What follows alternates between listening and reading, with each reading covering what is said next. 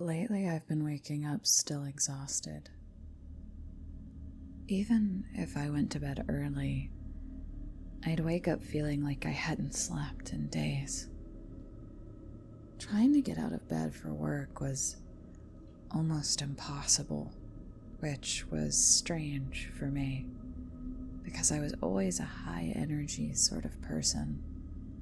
A few hours of sleep and I was always good to go.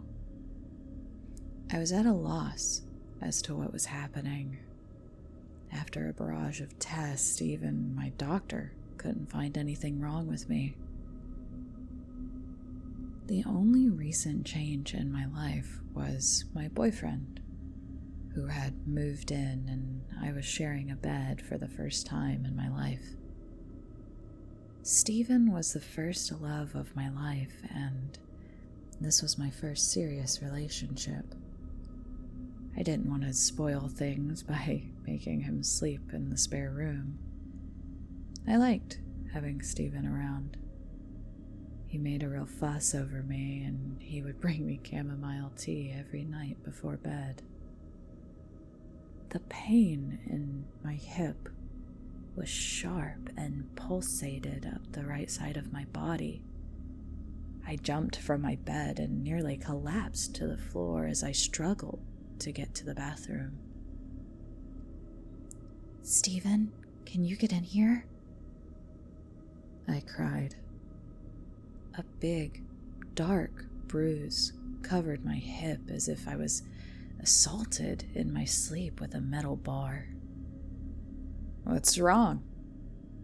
Steven said as he came rushing into the bathroom. "Did I fall out of bed or something?" Steven had a weird expression on his face. I could swear he looked guilty about something. "Probably, I don't know." His response was dismissive, which sent my brain spiraling with all sorts of thoughts. "This is not normal, Steven. I think there's something wrong with me." "You should probably see a doctor then," he coldly said before quickly leaving the bathroom. My doctor was still at a loss and suggested I should see someone who could rule out anything nefarious. Steven was still dismissive of me as we drove to the hospital. "I'm sure it's nothing. You're probably just stressed from work." "People don't wake up with bruises over stress," I angrily thought to myself. The doctor at the hospital took my blood and did all sorts of tests on me, including a stress test. I should have been happy when the test came back clear, but it only made me feel like I was losing my mind. Something was definitely wrong with me. "I would prescribe you sedatives, but your blood work shows you're already on nitrazepam," explained the doctor. I was dumbstruck and wasn't sure what the doctor was talking about. I've never so much as taken a painkiller in my life. The doctor's face looked how I felt. He took out his chart again and looked over it. "No, you definitely tested positive for nitrazepam, which is a powerful sedative." Later that evening, as I sat in bed, a million different thoughts ran through my head. How is that even possible? I thought to myself. As I sat there, Steven walked in with my chamomile tea, and just as I was about to put it to my lips, I was struck by the most unnerving thought. The realization that my boyfriend was drugging me hit me like a ton of bricks and filled me with a dread I had never felt before. I emptied the contents of the cup down the sink in the bathroom before jumping back into bed. Was it hot enough for you? Asked Stephen as he jumped into bed beside me. Perfect, as always. I felt as if I was lying beside a complete stranger. Had I ever really known him? I thought to myself as I lay there, terrified he was doing unimaginable things to me while I slept. I must have drifted off at some stage because when I woke up, the room was a mess and Stephen was nowhere to be seen. My body ached all over and it felt like I was in a fight. What in the hell was he doing to me in my sleep? I thought. I had made the decision to go to the police, but I needed evidence, or else it was my word against his. I had purchased a hidden camera and set it up in the bedroom, pointing it towards the bed.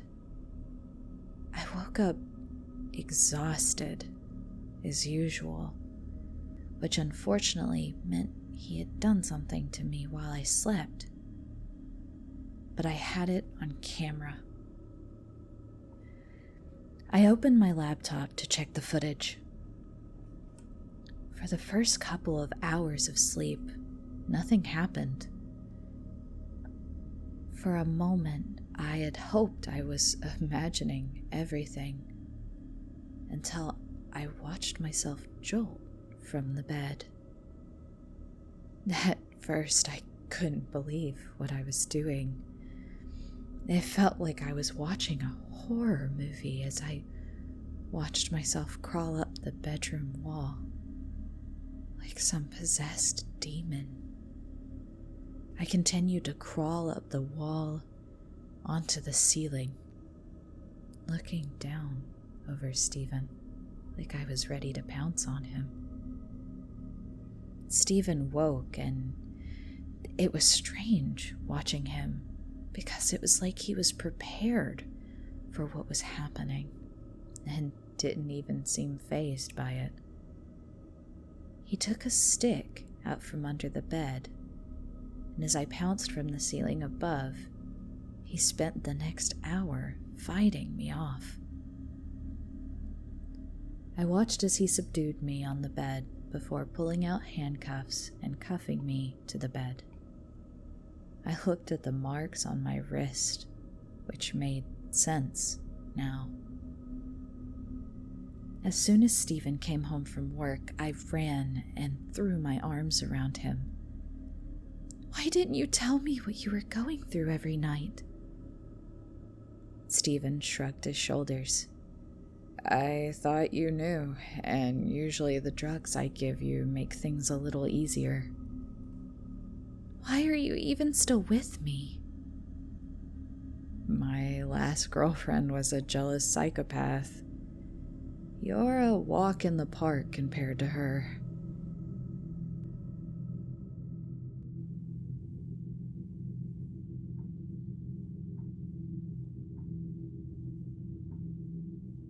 Hey guys, sorry I've been away for a little bit, but I hope you enjoyed this little story from No Sleep.